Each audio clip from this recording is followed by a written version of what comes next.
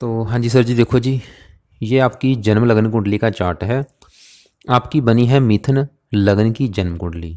और इस लगन कुंडली के जो मालिक बने हैं वो है बुध ग्रह, जो कि बैठे हैं पांचवें घर में, एक बहुत ही अच्छी जगह बैठे हैं। आपकी अगर कुंडली की बात करें, कुछ ग्रह अच्छे हैं, कुछ ग्रह आपके खराब भी हैं।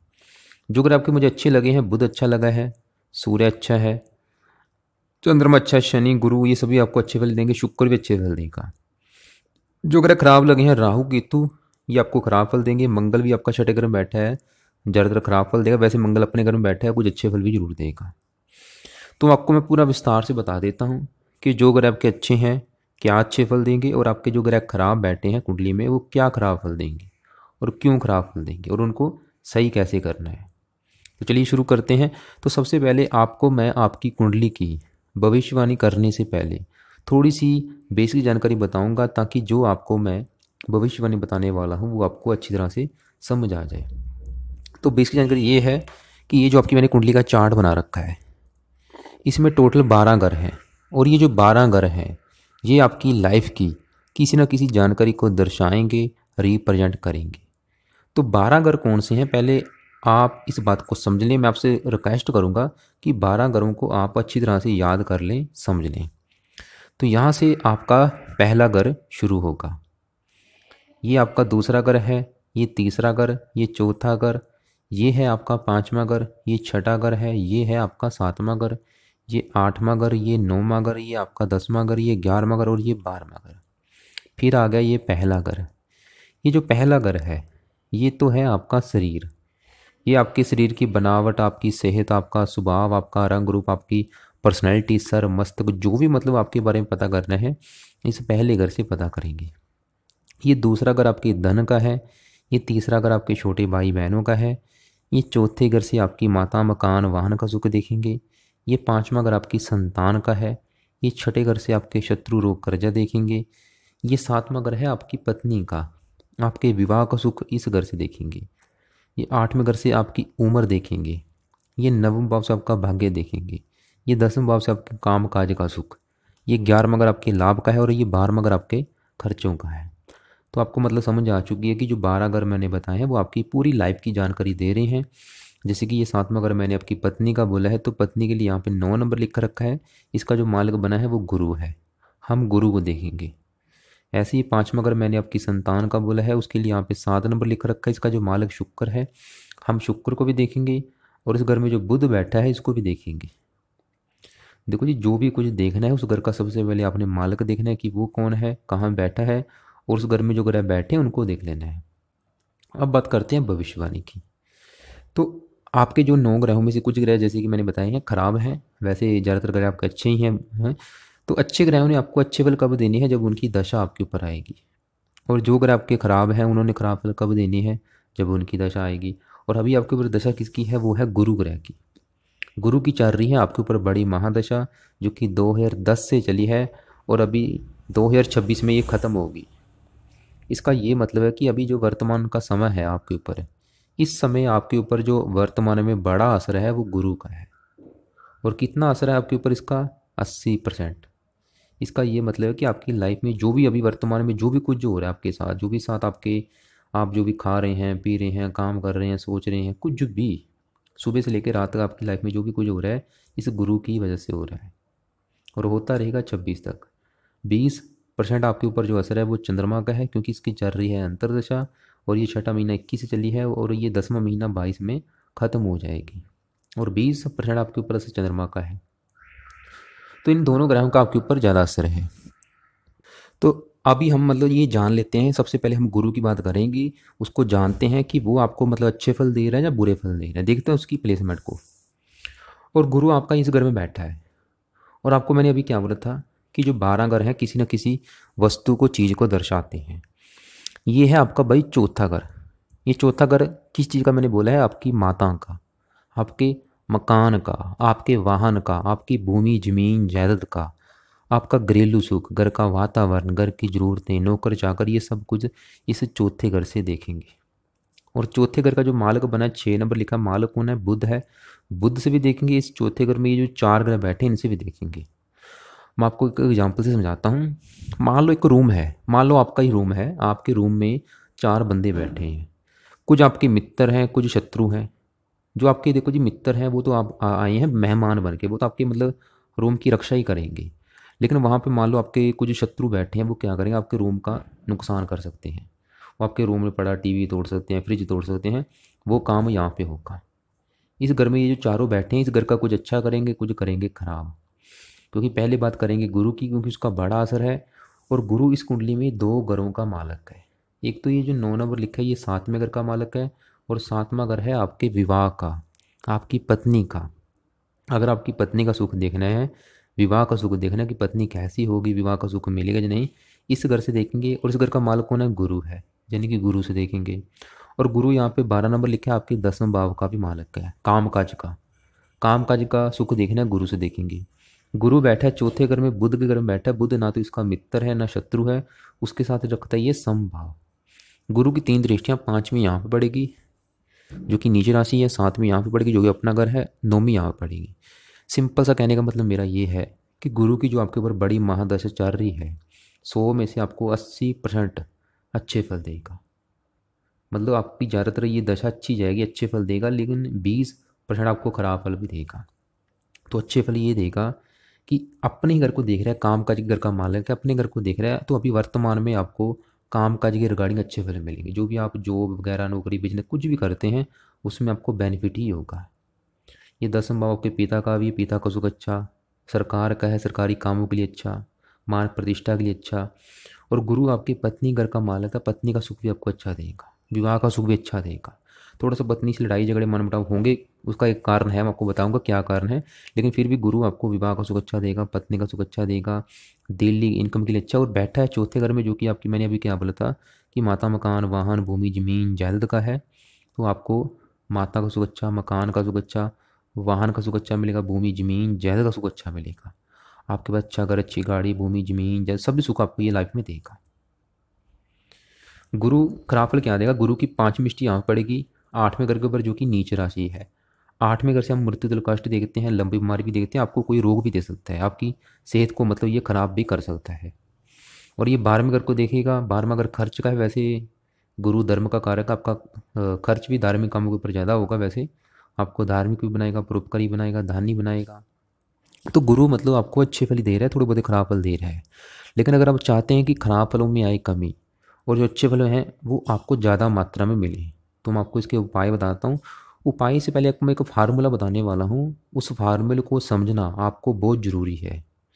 तो फार्मूला ये है कि यहाँ पे आप नोट करो, मैंने सभी ग्रहों के पीछे कोई ना कोई नंबर लिख रखा है। जैसे कि गुरु के पीछे क्या लिखा है, 2 नंबर। शुक्र के पीछे 10 नंबर। राहु के पीछे क्या लिखा है, 23 नंबर। आप नोट करो, सभी ग्रहों के पीछे ये जो नंबर लिखे हैं ये क्या है, इनकी पावर है, इन्हें डिग्री कहते हैं। ये डिग्री देख के ही ये डिसाइड होता है कि ये ग्रह जो भी अच्छे बुरे फल देगा कितनी मात्रा में देगा।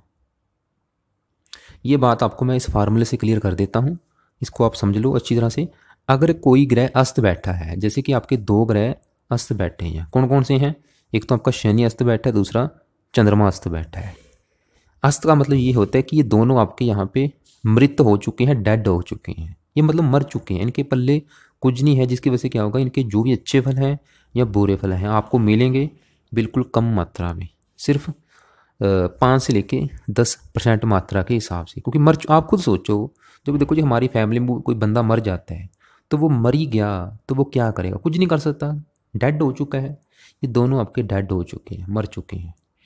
अगर किसी ग्रह के पीछे 1, 2, 3 नंबर लिखा है, वो समझ लो कि वहाँ पे एक बच्चे के रूप में बैठा है।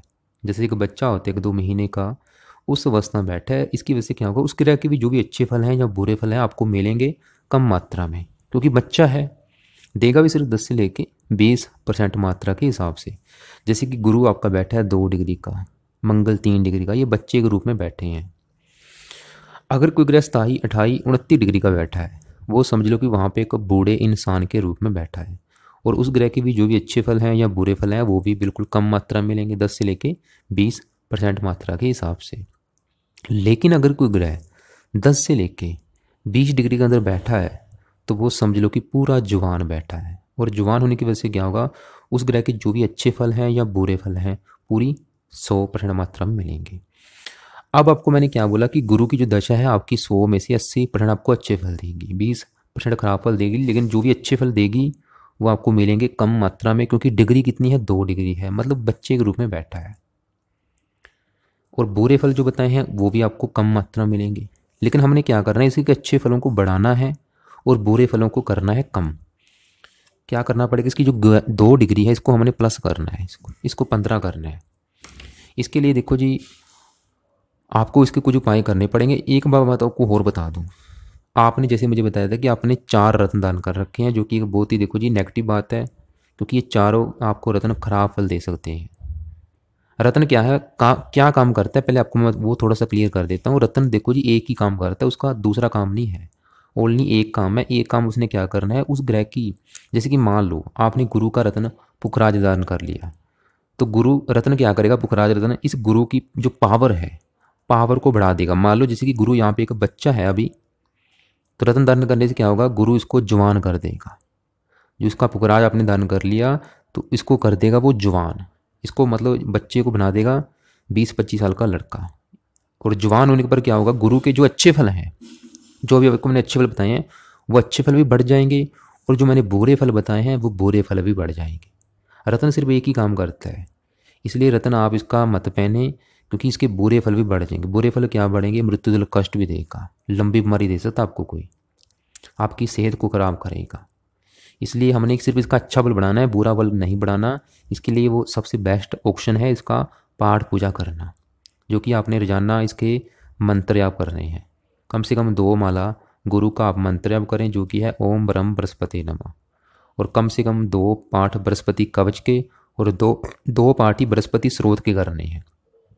इसकी वजह से क्या होगा, इसकी पावर अच्छी बढ़ेगी, अच्छी पावर बढ़ेगी खाली, और जो बुरी पावर है वो नहीं बढ़ेगी। लेकिन मैंने क्या बोला था कि रत्न सिर्फ एक ही काम करता है, दोनों पावर बढ़ाता है, अच्छी पावर को भी बढ़ा देगा, बुरी पावर को भी बढ़ा देगा। और रत्न आपस में अगर मित्र हैं तभी दारुण होते हैं। आपने देखो जी गुरु के साथ शनि का कर रखा है, कमाल की बात है भाई, दोनों आपस में शत्रु हैं, कैसे रत्न आप धारण कर सकते हो। आपने शनि के साथ इसका काफ़ी बुध का भी आपने कर रखा है, इसके अलावा आपने 4 रत्न दान कर रखे हैं। ऐसे सर देखो रत्नदार नहीं होते, रत्न इस कुंडली में जो योग कारक है उन्हीं के धारण होते हैं, और वो भी आपस में मित्र होने चाहिए। आपने चंद्रमा का मोती भी कर रखा है, कमाल की बात है। शनि चंद्रमा तो आपस में परम शत्रु हैं, यहाँ पे विष योग लेके बैठे हैं।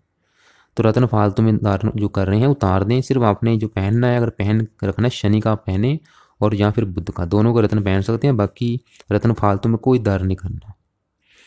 तो अब आपको समझ आ चुकी है कि जो गुरु की दशा है अच्छी फल दे रही है, लेकिन अच्छे फल बढ़ाने के लिए आपको करने हैं पाठ पूजा। अब बात करते हैं साथ में बैठे चंद्रमा की। जो आपके ऊपर इसका मतलब 20% अभी वर्तमान में असर है चंद्रमा का है। अब चंद्रमा की बात करते हैं कि ये दशा मतलब आपकी कैसी जाएगी। तो चंद्रमा की अगर बात करें, चंद्रमा भी यहाँ पे बैठा है 10वें भाव में, लेकिन अगर हम चलित कुंडली में देखें तो चंद्रमा का आधा हिस्सा 5वें घर के ऊपर भी है। आधे फल मतलब आपको 5वें घर के देगा, आधे फल ही ये देगा चौथे घर के, चलित कुंडली के हिसाब से। और चंद्रमा यहाँ पे जो 4 नंबर लिखा है इस दूसरे घर का मालक है, और दूसरा घर मेन घर है, धन का है। जो भी आप लाइफ में धन जोड़ेंगे, जो आपका बैंक बैलेंस होगा, धन संपत्ति, इस घर से देखेंगे। और इस घर का मालक कौन है, चंद्रमा है, यानी कि हम चंद्रमा को देखेंगे। और ये दूसरा घर आपके परिवार का भी है, परिवार का सुख मिलेगा या नहीं वो भी चंद्रमा से देखेंगे। दूसरा घर है आपकी वाणी का, और बैठा है 10वें चौथे घर में, और बैठा यहाँ पे बुध के घर में है, शत्रु राशि में। लेकिन बड़ा हिस्सा 5वें घर के ऊपर है चलित कुंडली के हिसाब से, चाहे 5वें घर के फल दे चाहे चौथे घर के फल दे, देगा आपको कन्या राशि के हिसाब से। और बैठा शत्रु राशि में, वैसे फिर भी ये आपको इसने अच्छे फल भी देने हैं, खराब फल भी देने हैं। वैसे इस कुंडली में मार्केश भी है। चंद्रमा देखो जी आपको वैसे धनी बनाएगा जरूर, परिवार का सुख भी देगा, लेकिन थोड़ा सा जो आपका शुरुआती जीवन होगा उसमें आपको दिक्कतें जरूर आएगी। लेकिन जैसे जैसे आपकी उम्र बढ़ती जाएगी आपके पास धन भी आना शुरू हो जाएगा।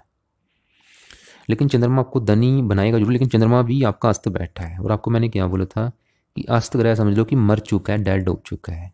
तो चंद्रमा जो धन का मालक, आप ये बताओ पहले लाइफ में कि लाइफ में सबसे जरूरी क्या है। वो एक ही चीज़ है, वो है धन। क्योंकि अगर धन है तो सब कुछ है, अगर धन नहीं तो कुछ नहीं। तो धन का मालक ही भाई आपका मृत बैठा है, तो जीवन में कैसे धन आएगा आपके।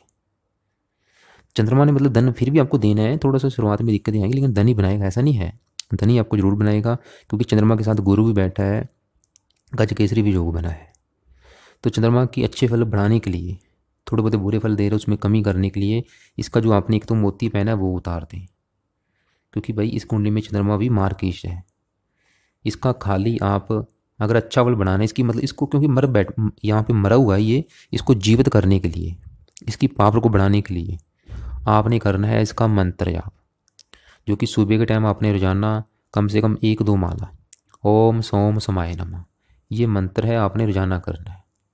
इसका फ़ायदा क्या होगा, क्योंकि अभी आपके ऊपर इसका असर भी है और अगर इसकी पावर बढ़ेगी, पावर बढ़ने से आपको धनी भी बनाएगा, धन आप जोड़ भी पाएंगे लाइफ में, परिवार का सुख भी देगा आपको। इसलिए इसका रोजाना आप मंत्र जाप किया करें। अब यहाँ पे शनि बैठा है, शनि की भी बात करते हैं। और अगर शनि की बात करें, शनि आपको 100 में से 70-80% अच्छे फल देगा। इसने मतलब आपको ज़्यादा अच्छे फल देने हैं, थोड़े से खराब फल भी देने हैं। तो शनि यहाँ पे 11 और 10 नंबर जो ये लिखे हैं ये दोनों ग्रहों का मालक है। 11 नंबर वाला आपका नवम भाव मैंने बोला था, जो कि आपका भाग्य का घर है। भाग्य का मालक कौन बना है? शनि। आपका भाग्य हम शनि से देखेंगे। और ये जो 10 नंबर वाला 8वां घर है जो कि आयु का है। तो शनि बैठा है बुध के घर में, जो कि इसका अति मित्र है। इस कुंडली में योग कारक भी है। शनि की 3 दृष्टियाँ होती हैं, यहाँ से तीसरी दृष्टि यहाँ पड़ेगी, साथ में यहाँ पे 10वें यहाँ पे। तो शनि अच्छे फल ये देगा कि भाग्य उठ के चलेगा आपके घर में, चौथे घर में। तो आपको भाग्यवंशी लाइफ में मकान, वाहन, भूमि, जमीन, जायदाद, नौकर चाकर, इनका सुख जरूर मिलेगा। और 8वें घर का मालिक है, 8वें घर से नवम भाव में बैठा, उम्र लंबी कर देगा।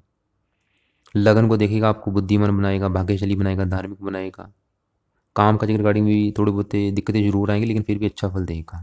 तो शनि मतलब अच्छे फल दे रहा है, लेकिन अच्छे फलों में आएगी कमी। क्यों?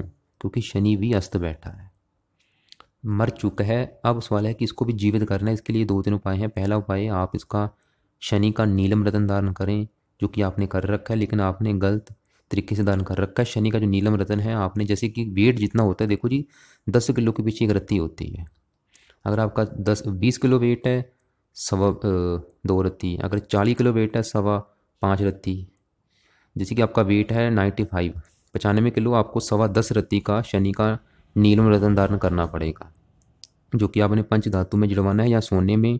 और आपने राइट हैंड की इस फिंगर में दान करना है, जैसे कि ये मैंने कर रखा है नीलम रत्न, ऐसा ही आपने करना है। और इसे आपने शनिवार के दिन, कृष्ण पक्ष का जो पहला शनिवार आएगा उस दिन इसे दान करना है। शाम के समय दान करना है, रात के समय सूर्य छुपने के बाद। और इस रत्न को धारण करने से पहले एक बार कच्चे दूध में, गंगा जल में इस रत्न को धोना है, धारण कर लेना है। तो पहला उपाय तो ये है कि आप इसका रत्न दान करके इसकी पावर को बढ़ा सकते हैं। दूसरा उपाय, अगर आपका बजट कम है, आप इसका मंत्र आप करके भी इसकी पावर को बढ़ा सकते हैं। तो ये आप काम करें। फायदे आपको बता चुका हूँ, भाग्यशाली बनाएगा, मकान मान का सुख देगा, आयु लंबी कर देगा। वैसे भी हज़ारों फायदे हैं इसका, आप मतलब वैसे भी मंत्र आप भी इसका जरूर करें। ओम शम शनिश्चराय नमः कम से कम 1 माला ही रात के समय जरूर किया करें।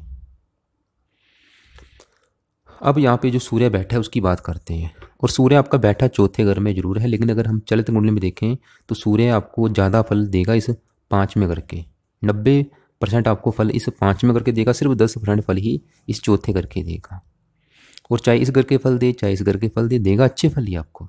यहाँ पे जो 5 नंबर लिखा है ये तीसरे घर का मालक है, जो कि आपके पराक्रम का, साहस का, छोटे भाई बहनों का है। बैठा है बुध घर में, जो कि मित्र है, क्योंकि 5वां बड़ा हिस्सा 5वें घर के ऊपर है। तो आपको संतान का सुख अच्छा देगा, पढ़ा लिखा बनाएगा, मेहनती बनाएगा। और इसके अलावा भी हज़ारों फायदे देगा आपको। इसकी भी दशा अच्छी जाएगी आपकी। और यहाँ पे अगर बुध की बात करें, ये तो आपका सबसे अच्छा लगा है मुझे। और ये तो आपको भाई 100 में से पूरे 100% अच्छे फल देगा। तो अब सवाल है कि भाई बुध क्या अच्छे फल देगा? देने से मतलब बिल्कुल 100 में 100% अच्छे फल हैं। बुध बैठा है शुक्र घर में, जो कि इसका अति मित्र है। इस कुंडली में बुध 2 घरों का मालक है। एक तो ये जो 3 नंबर लिखा आपका पहले घर का मालक है। और आपको मैंने क्या बोला था कि ये पहला घर है आपका भाई शरीर है। जैसे कि चौथा घर आपकी माता का है, 7वां घर आपकी पत्नी का है, ऐसे ये जो पहला घर है आपका घर है। ये आपके बारे में बताएगा। चाहे आपकी सेहत देखनी है, स्वभाव देखना है, रंग रूप देखना है, पर्सनैलिटी देखनी है, सर देखना है, मस्त जो भी आपके बारे में इसे पहले घर से। और पहले घर का मालिक कौन है? बुध है। बुध से देखेंगे। और बुध यहाँ पे 6 नंबर लिखा है, चौथे घर का भी मालिक है, जो कि आपकी माता, मकान, वाहन का है। बैठा है 5वें घर में, संतान घर में, पढ़ाई घर में, बुद्धि घर में। एक तो बुध आपको बहुत ज़्यादा बुद्धिमान बनाएगा, बहुत ज़्यादा इंटेलिजेंट बनाएगा। ऐसे जातक मैंने देखे हैं, ऐसे जातकों का जो दिमाग होता है कंप्यूटर की तरह तेज चलता है। आपको काफ़ी पढ़ा लिखा बनाएगा, बुद्धिमान बनाएगा। और संतान का सुख अच्छा देगा।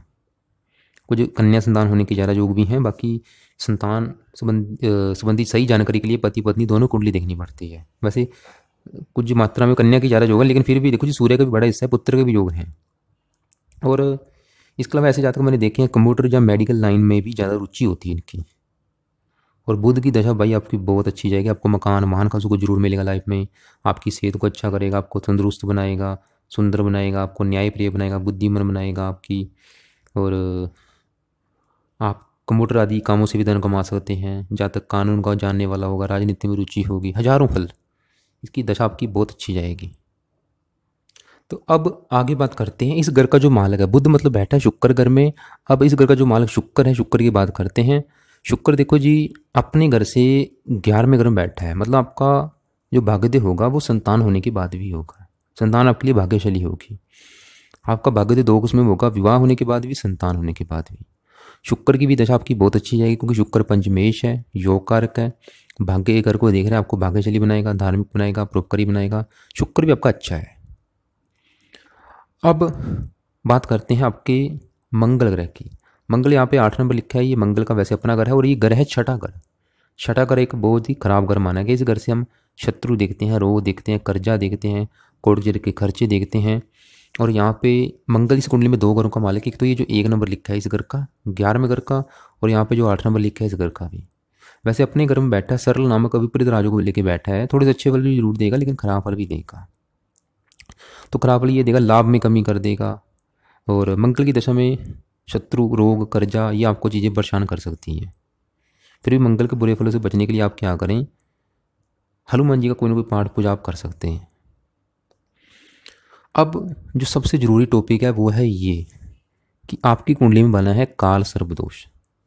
और काल सर्प दोष एक खराब दोष माना गया है। इसकी वजह से क्या होता है कि दूसरे ग्रह भी हमें अच्छे फल ज़्यादा नहीं दे पाते, क्योंकि राहु केतु के सभी जो ग्रह हैं एक साइड में, देखो राहु केतु एक साइड में है, सभी ग्रह एक साइड में है। और सबसे पहले राहु की बात करते हैं। राहु आपका बैठा है दूसरे घर में। मैंने आपको क्या बोला था कि दूसरा घर सबसे मोस्ट इंपोर्टेंट घर है, क्योंकि इस घर से धन देखा जाता है। धन देखा जाएगा, आपके जो भी बैंक बैलेंस है, धन संपत्ति। इसके अलावा परिवार देखा जाएगा, परिवार का सुख मिलेगा या नहीं, वाणी देखी जाएगी। और यहाँ पे कौन बैठा है, राहु बैठा है। और राहु चंद्रमा के घर में बैठा है। ये जो 4 नंबर लिखा है चंद्रमा का घर है, राहु चंद्रमा का है शत्रु। तो क्या करेगा, इस घर का सत्यानाश कर देगा। राहु वैसे चलित कुंडली में इसका जो आधे से ज़्यादा हिस्सा है वो तीसरे घर के ऊपर भी है। मतलब आधे फल आपको तीसरे घर के देगा, आधे फल दूसरे घर के देगा।